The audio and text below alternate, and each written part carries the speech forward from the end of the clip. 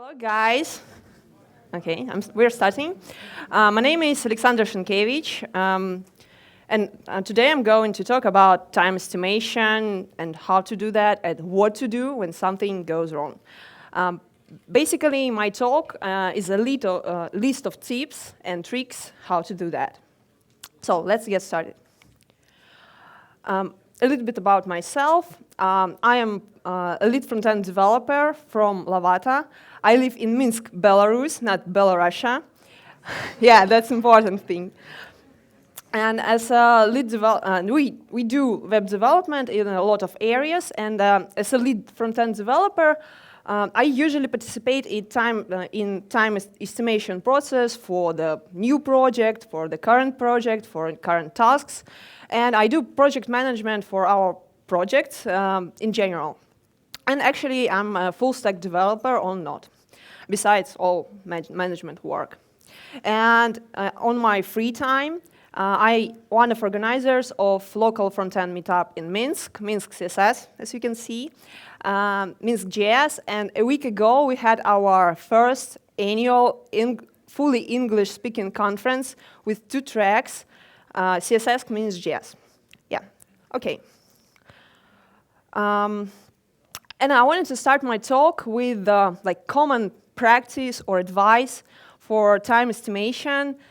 And you probably have idea what I'm going to say next. So if you think that you'll finish the task in a given amount of time, for example, like 10 hours, doesn't matter actually, but you're not quite sure that it will take that time, don't rush and say the number.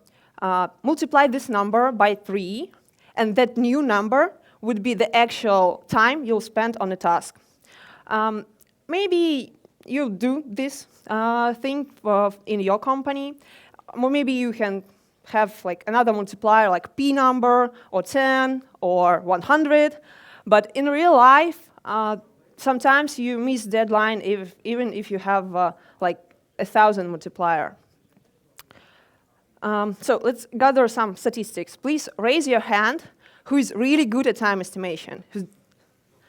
Oh, there are some people. After my talk, please come to me. I speak in Russian, so no language barrier. And just give me your tips if I miss something. Okay, so Anna, please raise your hand who's not good at time estimation. Oh, yeah. More than half an audience. And I must say that I expected such results. And there are some reasons why it's so. I'm obviously not a psychologist, I'm a developer, but I can give you some thought why some of us are good at time estimation or like better at time estimation. People can be divided in a lot of different ways into groups. You know, psychologists like to do that. Of the way how we think, how we feel, what we do, and so on. And there is a special type indicator called Myers-Briggs indicator. It actually contains 4 differentiations, and I'm 100% sure that at least one of them, differentiation between extroverts and introverts. But I'm not going to talk about that differentiation. I'm going to talk about differentiation, how we think and how we prefer to take information. So all people divided into sensing and intuition type. Sensing type of person usually thinks of how things really are. They pay attention on facts and details. Their ideas usually have some real implementation, very logical. They usually speak in a direct, specific, very literal way. And the categories that they think as real, like colors, sounds, shapes, something that is really in the real world. As the opposite, intuitive type person thinks of how things could be done. And they usually see connection between things rather than things itself. And their idea usually don't have some practical implementation. They can have practical implementation, but not always. And they speak in metaphorical, maybe poetic way. And the category that they operate are abstract, a time and ideas. Do you have something in mind what the best profession for these people? Something like this, like developers and designers, but that doesn't mean that all developers are not good at time estimation and designers are good at time estimation because they operate like some ideas and time and so on. And of course, there is no person in the world that has only one type characteristic only. And of course, that doesn't mean that even like sensing, very logical developer can't learn how to do estimation. So why we do estimation? We do it because the simple is very easy, because time is money. We as a developer, we are paid for, not for like abstract lines of code or stars on GitHub, we paid for our time we spend on projects. And of course there are some more reasons why time estimation is so important.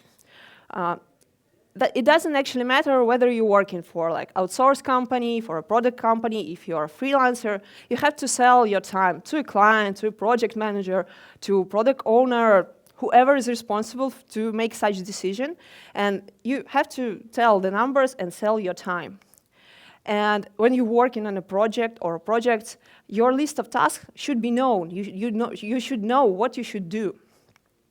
And of course, from the planning perspective, it's essentially important to know the time when you're starting the project, what stages for the project, and what deadlines for that stages and the releases and the end of the project. There are a few types of estimation. The first type of estimation is preliminary estimation. It's a like high-level estimation, and if you're talking about like front-end, sometimes you have to do estimation for tasks that don't have mock-ups, designs, everything, maybe not like a full description. You have no idea what's going on the front-end part, but you have to say the number. As a contrast, accurate estimation is a low-level estimation, and at that point you have to do estimation for all mock-ups, designs, everything. You can ask questions to a client, to your project manager, whoever can answer your questions, and you probably will get all details. And you probably know on which technology you're going to use for the project and so on. And the last type of estimation that a lot of developers just don't know about is revaluation of timing. When something has changed, for example, you have like new designs or new specifications, or you have a new member in your team that have the different level of experience. So you have to look at your timings and check that they still fit your project or you as a developer who's going to implement some feature. And we do some like objective common mistake during time estimation. And the main reason, in my opinion, is why we do mistakes in time estimation, because people do mistake. We all do mistake in many ways, like every day sometimes. And why it should be different for time estimation. And the second reason for mistakes in time estimation is lack of information, or we just don't know what we're going to do, or some developer just didn't bother to ask some questions, because in like developer's mind it's so simple, but client think that it should be implemented totally different. And it's easy to forget that you may spend more time on a task than expected. Just like remember the last time you spent 2 hours on very simple 15-minute task. Everyone does that. Let's admit that it's hard to estimate new things. Even if you are a very experienced developer and know a lot of libraries, tools, and everything, each new framework or hype at something or third-party API could be really difficult to implement, and you just don't know how much time you spent on the task. And every one of us can be good and bad at something, and all of developers has a really different experience. And sometimes the estimation doing for average developer in the company, and you're, for example, junior and senior developer. And the last reason why we do mistake, by my opinion, of course, is like low personal responsibility. That's the reason for like more not experienced developers, because when you say the number during estimation, not all developers fully realize how is it important and how it can influence on the team, on the project, on the company you work for, or even on your job, because you can lose a job if you fail a big task and spend too much time on it. The good thing is that you can learn. The zero step before you're starting the process of estimation is to track your time. There are a lot of time tracking applications on the market, and you can just choose whatever you need and what fits you best. In our company, we use Jira, and we use time tracking plugin for that. And I strongly suggest you to make time tracking routine your habit. Personally, when I do like some off-work coding or like preparing my talk, I physically feel uncomfortable that I don't track my time. And I believe that it should be the same for you. I use application Toggle. It's easy, it's simple, and it has a lot of integration. And actually, I know that some of my colleagues use it to track time with Jira to track time more precisely. So of course, you feel free to choose another option or like find your own way to take time. So let's say that you're starting the process of time estimation, and you have like a project or a few tasks you have to estimate. What you have to do? The first thing is you have to make everything clear, and don't be afraid of ask questions.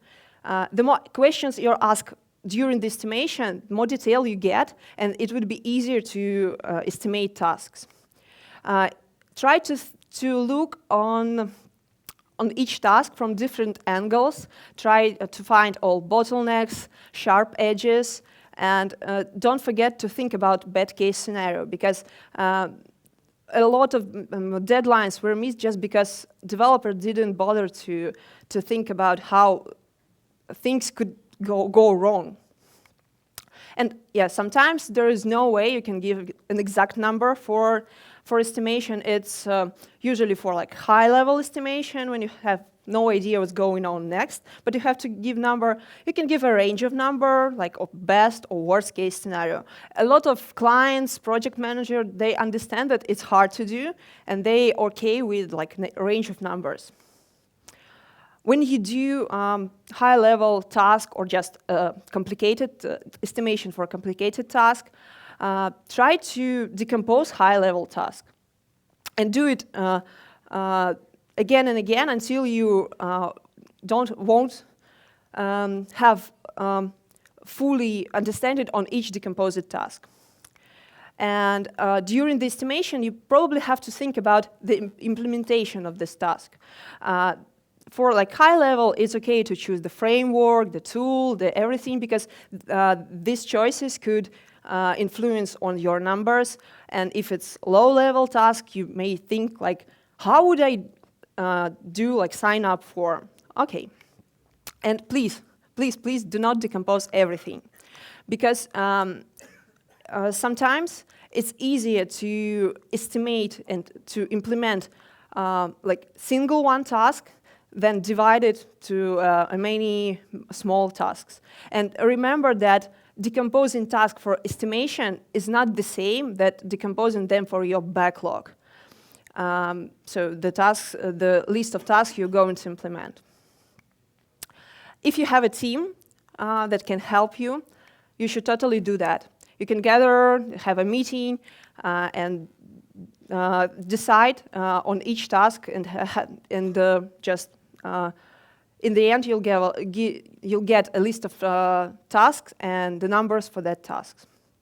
But if you don't have like a big team, or the team just don't have time to do that, do it like by yourself if you're assigned for the task, and then just ask for review. We all know that code review are good for sharing experience or sharing knowledge in your team.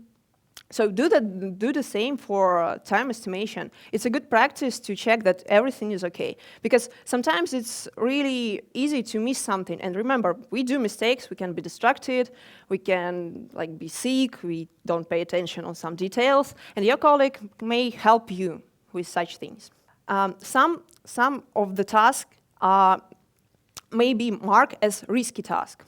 For example, new technology, third-party API that don't have enough documentation, or something like that. So mark them as risky tasks and try to be aware that you have to add more time for the implementation.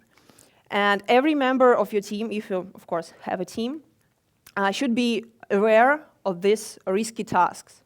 Because sharing this knowledge is sharing responsibility, and sharing responsibility is usually a good thing unless you're doing it for to blame someone for missing deadlines or something like that.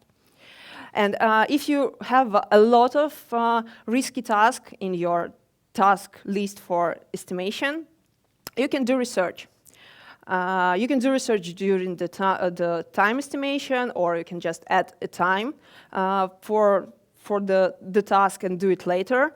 But don't forget to check that your numbers are right. So do revaluation after you did research. And do not forget about yourself. We don't spend 100% of our working hours on coding. We do a lot of things beside that. We do reading documentation, API references, description of the task itself. We do deploy, maybe code reviews. We do testing. As a front-end developer, we probably have to test in a few modern browsers or write a code for testing. We do meetings. Sometimes there are a lot of meetings during the day. You probably do learning, like reading Harbor or some other resources to just upgrade your skill in general. And you obviously do coffee breaks, tea breaks, you eating cookie, emails, small talks with the colleagues, and sometimes you just don't want to work. It's like a bad day for you, and it happens. It happens. So during the process of estimation, don't forget to add this time to your project estimation. It may be not included in this task itself, but in the project from the planning perspective, it is important. And again, about revaluation. Okay, let's say that you already estimated your project and you're going to start to work on it. So every time you're starting to implement a new feature or starting a new task, you have to check that the number you have for estimation fits for you. As I said, usually estimation is for average developer in the company, and maybe you're not fit the level of average, you're senior or junior or whatever developer you are. So check this, and if the number is not fit, you should totally go to your team or project manager or whoever is responsible for that and find the solution how you'll do that. And again, about discussing and thinking about implementation, it's some part connected with thinking about implementation during the process, but before you're starting to work on a feature, especially for a feature that's connected to side of implementation, like back-end and front-end part, so it's a good idea to discuss it with the team or with other developer who's going to implement the second part of the feature, how you'll actually do that. And even if discussion will take time, probably that time you spend on a task after discussion would be lesser than you'll started to implement it without discussion. I always say that there is not a shame to say that you don't know something. And our developers' world is too big to know everything. And of course, as a good developer, you have to know a lot, but not everything. So if something goes wrong and you need help, don't be afraid to do that. Because we all human and we all understand that someone can be good at something and someone could be bad at something. And the same for like help for technical issues, and the same goes to estimation and time issues. And let's say that you're implementing like 8-hour feature and you're in the middle of the process, so you spent 4 hours on the feature, and you realized that you won't fit your timings. So you need like 2 more hours to implement that, and that's the moment when you have to tell your team, project manager, maybe even a client, if it needs, that you won't fit your timing. And then together, you'll probably find the solution. Maybe the client don't really need this task and just move it to another release or do it later or simplify the task or whatever decision you're going to make. And the good part is that we're all humans, and even like very harsh client that could be persuaded to make another decision. Because sometimes for the client or product owner or whoever is responsible for the project, it's more easier to do lesser than wait for your deadline or whatever. And after you finish your project or the stage for the project, you always have to do some analyzing work. You do time tracking, you do logging, you do estimation, and of course you have to do analyzing. And remember that time estimation, it's not a prediction actually. It's based on your previous experience and the numbers you get on each project. And it's a good idea to have like some special meetings that will help you to realize what's going on in like overestimated task and underestimated task. And for those of you who like numbers, I have a special formula that helps you to get your own personal developer index of estimated errors. The formula is really simple. You just divide your logit time, so the time you spend on a task or on a project, on estimated task, so time, so the time you expect it to be spent. Of course, if you add for this formula a lot of your project, a lot of your tasks, it would be more precise. You'll get more precise results. So every time you finished your project, you probably have to add more statistics to this index. Ideally, the index should be 1. And obviously, if it's more than 1, it's a bad thing because you spent more time on a project than you expected. And if the time is less than 1, from the company perspective, or if you're a freelancer from your perspective, it's probably good because you or your company earn more money than expected in the shortest amount of time. But from the planning perspective, it's still a bad thing because your estimation numbers are not perfect and they still not reliable. And the last list of tips for today is project management tips.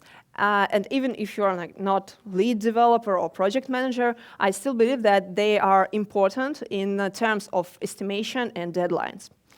I strongly believe that communication skill is the most important soft skill for every developer.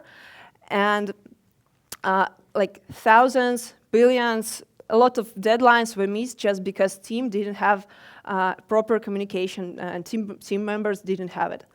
In the like modern world, 2 developers could sit next to each other like in an open space office and have just not a single word during the day. That's okay because communication skill is not connected with the way how you work remotely or in the office.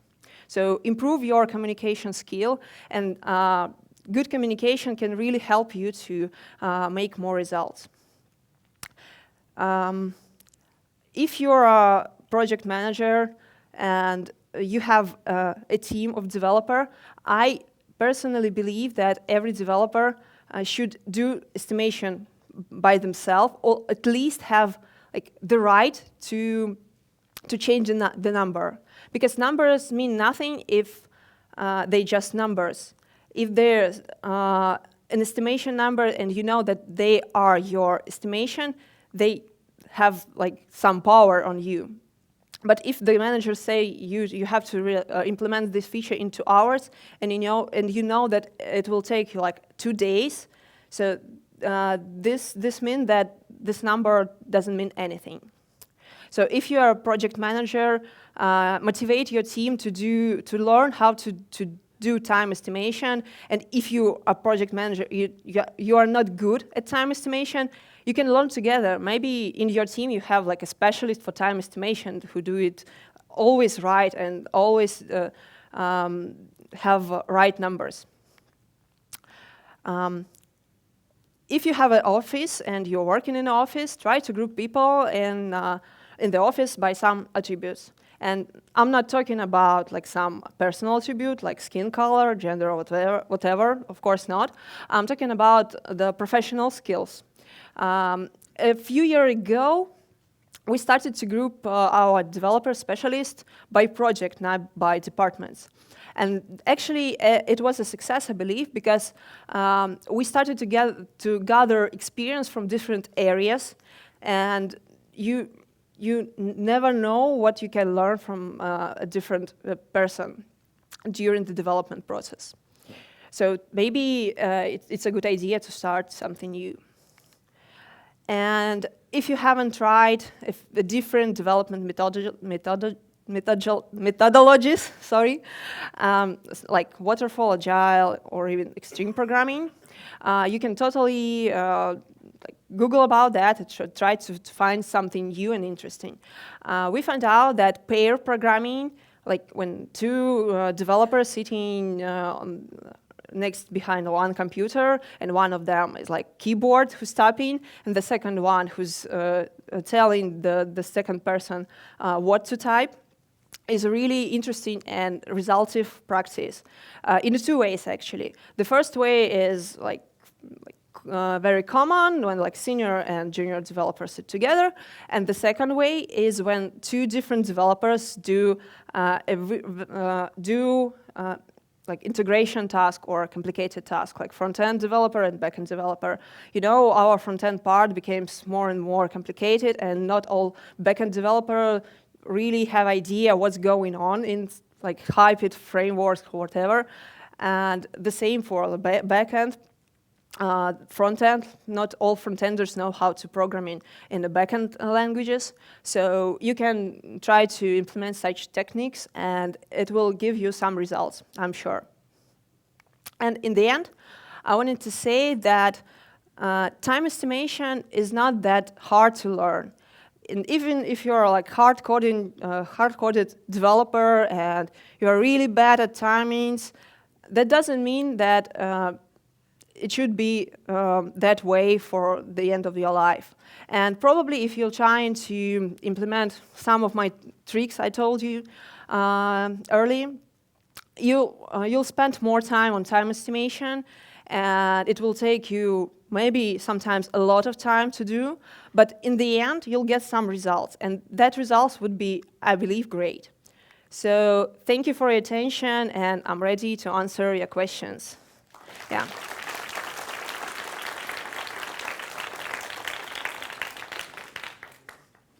And for those of you who raised your hand and you're good in estimation, don't forget to tell me your tricks.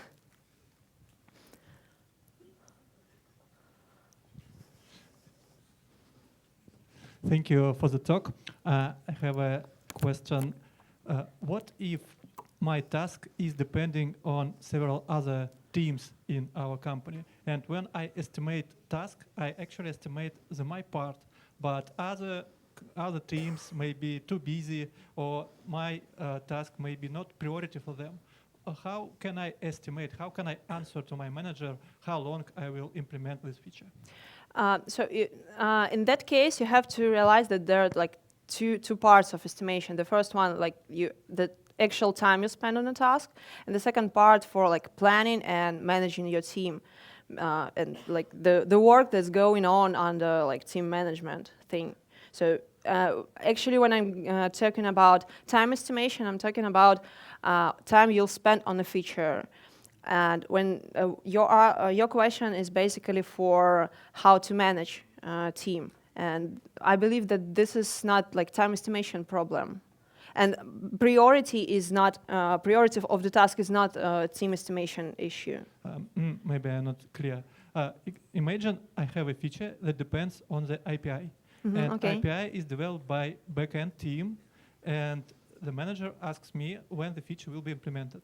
And they didn't implement their part. Yes. Okay. And I, as a front-end developer, can estimate my part, but the whole feature depending on the backend, on the API. And how can I answer on that question? Probably the answer should be when the like backend part would be ready, it will take me that amount of time. And like you can't be responsible for the time you'll spend it in waiting for other team members. And this is not time estimation issue, this is like planning and a project management issue.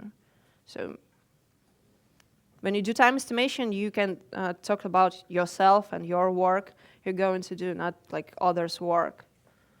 Or you can like have estimation for a feature. So everyone tell the number, and then you sum them, and then you have the number for the whole feature.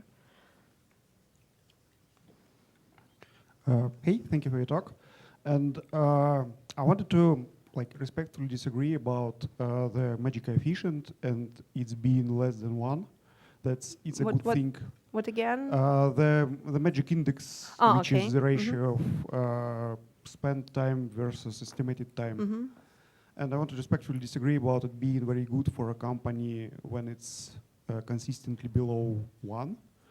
Because actually, especially if we are talking about some in-house software, it's not about how much money a company spends.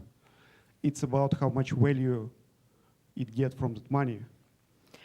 Probably, yeah, but there are two parts for like if you have the index less than 1.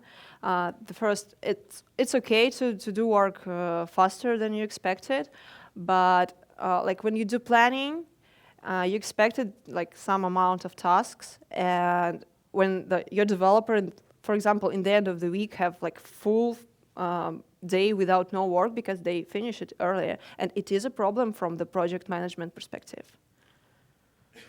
Yeah, that, and also like my thought that I from it earlier brings me to another one which I want to share, because sometimes right now for especially complex technical tasks which I don't know how to do, which are most of them for better or for worse for me right now, if my PM asks me how much time will it take, I ask how much time are you willing to give me to do that, because a lot of the tasks really benefit. Like the more time you spend on them, on doing research and learning stuff, the better guesses you can make about solutions. Yeah, sometimes it is hard to estimate something you don't know and something you're not responsible for example, like certain part of API or your backender work or